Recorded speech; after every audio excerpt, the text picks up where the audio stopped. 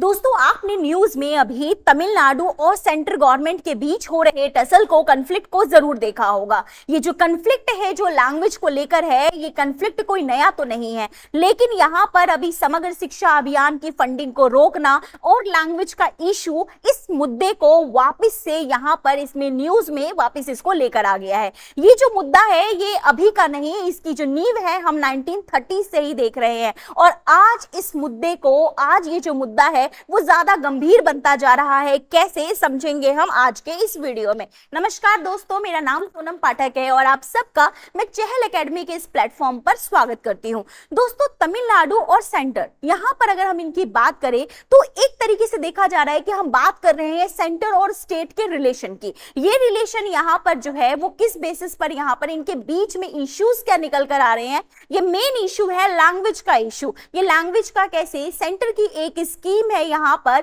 समग्र शिक्षा अभियान। जी हाँ, एक ऐसी स्कीम जिसमें यहाँ पर सारे स्टेट्स में जो है वो वहाँ के लोगों के लिए फ्री जो है वो एजुकेशन जो है वो प्रोवाइड की जाती है। इसके लिए सेंटर जो है वो पैसा देता है। यहाँ पर सेंटर ने ये कहा कि क्योंकि यहाँ पर तमिलनाडु के द्वारा यहाँ पे न्यू एजुकेशन पॉलिसी को अडॉप्ट नहीं किया जा रहा, तो वैसे में सेंटर के द्वारा जो है वो यहाँ पर फंडिंग जो है वो रोक दी जा रही है। जी हाँ, ये बात के बाद तमिलनाडु का रिप्लाई आता है कि वो यहाँ पर न्यू एजुकेशन पॉलिसी को अडॉप्ट नहीं करने वाला है। क्यों? क्योंकि न्यू एजुकेशन पॉलिसी में 3 लैंग्वेज सिस्टम है और तमिलनाडु और बाकी भी कई साउथ के जो स्टेट है वो यहाँ पर 2 लैंग्वेज पॉलिसी को ही यहाँ पर एक्सेप्ट करते हैं। तो दोस्तों, बात यहाँ पर आती है कि ये जो लैंग्वेज पॉलिसी है, 2 लैंग्वेज पॉलिसी, 3 लैंग्वेज पॉलिसी, ये आखिरकार कैसे निकल कर आता है और आज यहाँ तमिलनाडु में हमें इतने एंटी हिंदी सेंटिमेंट्स दिखाई क्यों देते हैं। दोस्तों, इस बात को अगर हम थोड़ा गहराई से देखें तो देखते हैं कि ये मुद्दा आज का नहीं है। ये मुद्दा हमें देखने को मिलता है यहाँ पर, ये मुद्दा हमें देखने को मिलता है 1937 से। जी हाँ, 1935 के गवर्नमेंट ऑफ इंडिया एक्ट के बाद जब इंडिया में कई प्रोविंस में कांग्रेस की गवर्नमेंट बनती है, तब तमिलनाडु में यहाँ पर पहली बार जो है वो यहाँ पे सी राजगोपालचारी सीएम बनते हैं और वो उस टाइम पे हिंदी को एज ऑफिशियल लैंग्वेज के रूप में जो है यहाँ पर अपनी स्वीकृति देते हैं और हिंदी को ऑफिशियल लैंग्वेज बनाया जाता है। हिंदी को ऑफिशियल बनाए जाने के साथ ही तमिलनाडु में बड़ा प्रोटेस्ट होता है, क्योंकि यहाँ पे तमिल के जो लोग हैं वो अपनी तमिल आइडेंटिटी के साथ, अपने कल्चर के साथ जुड़े हुए हैं। तो यहाँ पे उनका जो है हिंदी को लेकर एक यहाँ पर वहीं से ही जो तमिल में जो लैंग्वेज पॉलिटिक्स की जो है वो कहीं ना कहीं एक नींव डल जाती है और उसके बाद यहाँ पे गवर्नमेंट इस्तीफा देके देन फाइनली हिंदी को उस टाइम पे हटा देते हैं।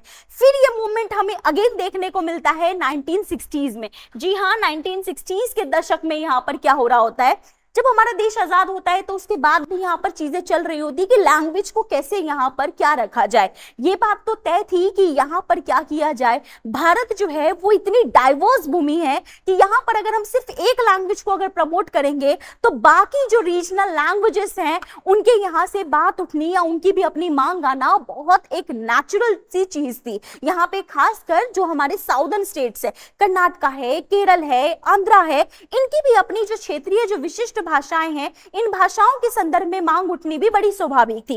लेकिन क्या अंग्रेजी को, यहाँ पे इंग्लिश को कंटिन्यू रहने दिया जाए? तो इस संदर्भ में ये बात की गई कि इंग्लिश को अभी हम तुरंत नहीं हटाते हैं। इंग्लिश एक हमारे बीच में, एक कम्युनिटी का हमारे बीच में एक संचार की भाषा होगी और साथ में हिंदी को हम नेशनल इंटीग्रेशन के फॉर्म में राष्ट्र को एक करने के रूप में एक कनेक्टिंग के तौर पर बढ़ाने की कोशिश की जाएगी। इसी के रेफरेंस में यहाँ पर जो है क्या किया जाता है, कमेटी अलग अलग बनती है। जैसे कि सबसे पहले अगर हम लोग बात करें तो राधा कृष्णन कमेटी। जी हाँ, ये कमेटी यहाँ पर बात करती है कि क्या किया जाएगा। हिंदी जो होगी वो फेडरल जो है वो लैंग्वेज के रूप में होगी और इंग्लिश उसके साथ जो है वो काम करेगी।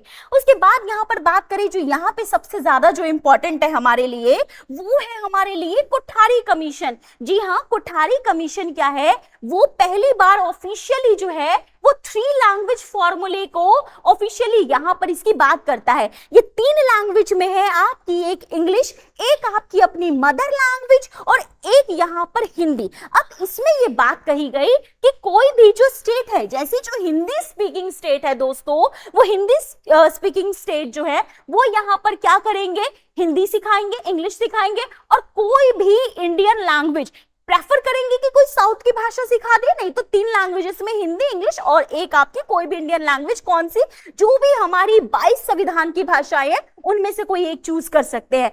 बाकी जो नॉन हिंदी स्टेट्स होंगे वो यहाँ पर क्या करेंगे, रीजनल लैंग्वेज में, जैसे उनका अपना मान लीजिए मलयालम है, तमिल है, तेलुगु है, कन्नड़ है, वो कोई एक भाषा सिखाएंगे और साथ में वो यहाँ पर हिंदी एंड इंग्लिश। साउथ के स्टेट्स का, तमिलनाडु का इसी चीज पे अपोज फिर से देखने को मिला कि नहीं, हम यहाँ पर हिंदी नहीं सिखाएंगे, यहाँ पर जो हमारी हम 2 लैंग्वेजेस को ही अडॉप्ट करेंगे। कौन कौन सी?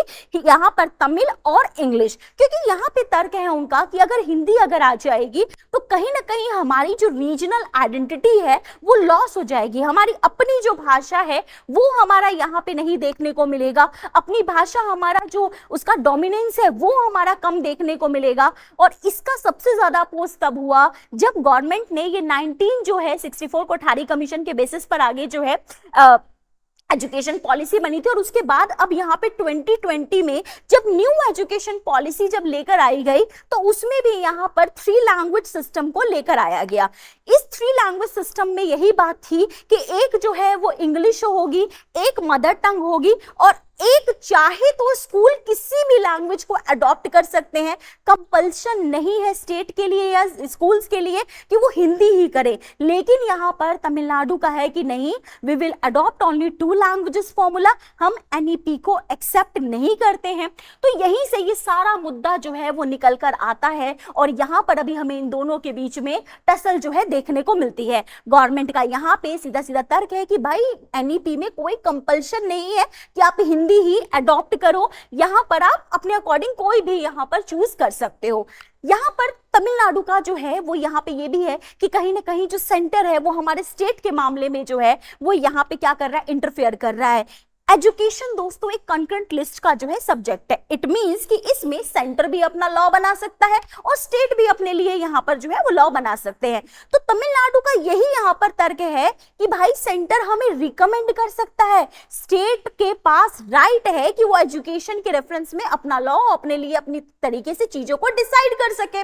तो यहाँ पर इन दोनों के बीच में, और दूसरा ये कहीं ना कहीं ये फाइनेंशियल जो है रोकने का, मतलब यहाँ पे तो बात आई कि आप 2000 करोड़ नहीं दे रहे, आप 10,000 भी देते करोड़ तब भी हम इसको एक्सेप्ट नहीं करेंगे, वो ऑल थोड़ा पॉलिटिकली हो गया मामला। लेकिन अगर उस पॉलिटिकली मामले को हटाया जाए तो कहीं ना कहीं ये जो हमारा फाइनेंशियली वाला जो हमारा यहाँ पे फेडरलिज्म है, जो हमारा फिस्कल फेडरलिज्म है, उस पे भी ये कहीं ना कहीं क्या कर रहा है, एक बड़ा इंपैक्ट हमें देखने को मिल रहा है। इसका ये तो पूरा मामला अगर हम देखें तो कहीं ना कहीं पॉलिटिकल एंगल से हटाए तो इसका बॉर्डर अगर हम पिक्चर देखते हैं तो इससे सबसे ज्यादा जो है इसका जो है वो इम्पैक्ट होने वाला है उन बच्चों पे, खासकर सोचिए माइग्रेंट बच्चों पे।